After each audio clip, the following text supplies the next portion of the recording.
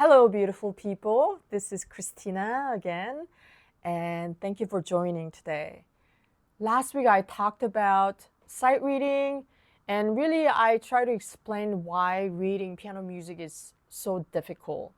And if you did watch that video, I hope you felt like you got some explanation if you're having a hard time with it. Today I'm going to continue on this topic of sight reading, and I'm going to give you some tips and tools to go forward, especially if you're a beginner or you might have played piano for some time but you've never really learned to read music, then this video is also for you. I've been talking about beginner piano issues, topics, and that's because I feel passionate about this subject. And part of it is because I just think it's hard to teach beginner right, because to learn piano right, there's so many things that you have to convey, and there's so many concepts that can feel really abstract. And it's so rewarding when I see that light in the student, their eyes light up and they're like, oh yeah. And that is the part that gives me the rush, the high. And that led me to creating a course called Simple and Beautiful Piano for Adult Beginners. So check it out. Before we start, let me ask you a question. Is learning to read music important for you? I wish I could hear you. Personally, I don't believe that you have to read music to become a great musician. I have met enough people in my life who don't read music very well, but they are great musicians. So the desire to read music really has to come from you, because there are other ways to learn music. I love being able to read music because, it is like magic. When you've never seen the score before and it's in front of you, and you can imagine and envision what that music is, then you can play it right away. And I do love that ability because it gives me the access and ability to enjoy so many different kinds of music. And it's easy and effortless for me. And I bet you many people who became piano teachers, they probably had similar experience, that reading music was something that was accessible and easier transition for them. But that's really not the case for most people. I would say that a small percentage of the people who learn to play the piano have a easy transition into reading music. Again, you can become a great musician even if this is not a skill that comes naturally for you. But if you're still listening and watching, I am thinking that you do want to learn to read music better, especially piano music. So here are the things you have to do to improve your sight reading. And it's actually quite straightforward. There's no secret to it. Number one, consistency. Number two, frequency. So you want to be doing consistently and frequently. Improving your sight reading is like growing a muscle. It's a growing muscle of your ability to see the music and recognize the patterns and identify the notes. And then it's also the ability for your brain to connect with your fingers and your fingers to connect with the keyboard to know what to do. So there's no way around it. You have to do it consistently and frequently. You don't have to do a lot though. If you do like 10 minutes every day, that's gonna do wonders for your sight reading. Number three is the volume, the quantity. I hardly ever say to my students, work on your quantity. I always emphasize the quality.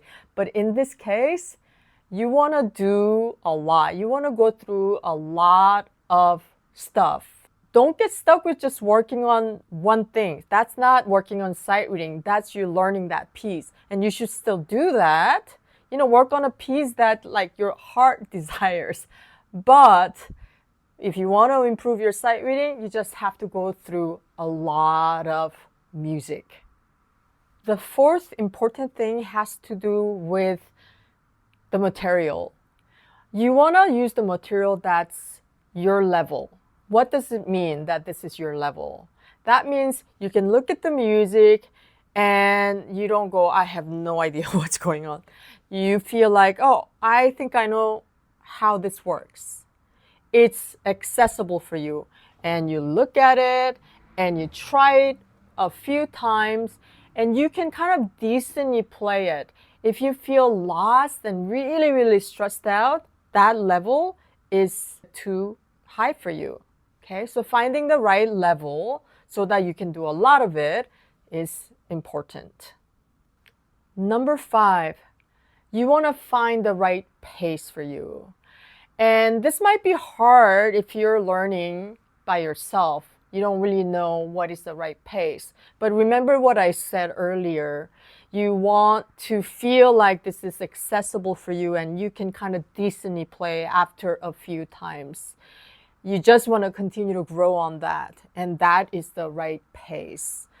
And so you don't want to do huge jumps. I mean, you can do that when you're working on your piece. You might just set your heart on playing the Revolutionary Etude by Chopin, and you can take as much time as you want working on it. But when you're working on sight reading, don't do that because that beats the purpose of sight reading. You want to do it quickly. And when it comes to sight reading and learning how to read music, I'm not a big fan of random practices. It comes from my experience of learning languages. My mother tongue is Korean, and I learned English as a teenager. And after that, I learned a few more languages. I'm not really that fluent in any of the language that I learned as like an adult, but I learned Turkish, and I learned some Arabic, I learned some Spanish, I learned some Japanese too. But when I was learning to speak these languages, I realized that the really good books, they make you practice something that's very common. And when you practice something that's very common in the expression, it's more enjoyable because you get to use what you're learning and apply it right away. So I really believe that a really thoughtful method helps you to learn the language of music as well when it comes to reading music. Just 2 days ago, I launched a new product called Sightreading Jumpstart Kit. This is geared towards people who are just learning to read music, and it's a PDF download. It's 75 pages long, and there are over 200 exercises. I put this product together because there isn't a product like this in the market. And the other thing is that I use the proven methods I came across over the years of really helping my students get better with their reading. And I really wish that I had this product because the first part, which is play and say, I just started using this method 2 or 3 years ago with my students, and the students who went through this, their reading ability is significantly better than the students I taught previously. What I do is I just really isolate the skills that you need to sight read music. The first part really works on the analytical skills and identification. Second part is where you start putting all that into body mechanism, understanding patterns and how that patterns translate into your playing. Another method that I can confidently recommend is this book. It's called Bayer, and this is a German method that was published in the 1800s, I believe. Yes, 1860. And I learned to play the piano using this method. Like that was the only thing that we had in Korea. And I really do believe in how well methodically put together this product is. But this is a little bit too dry for modern learners. It does advance quite quickly, and that might be something that you would find difficult in terms of the pacing that I talked about. So thank you so much for listening to me, letting me share. I'm so thankful for all my YouTube subscribers. I just started sharing like 3 months ago, and now I have like over 850 subscribers, approaching 1,000. So I really hope that I could reach that by the end of this year. I would love for you to check out my online course, but even if you don't, just come back, watch my videos, and leave me your comments and your questions, what you want to hear more about, so that I can continuously provide you with guidance and encouragement and empowerment.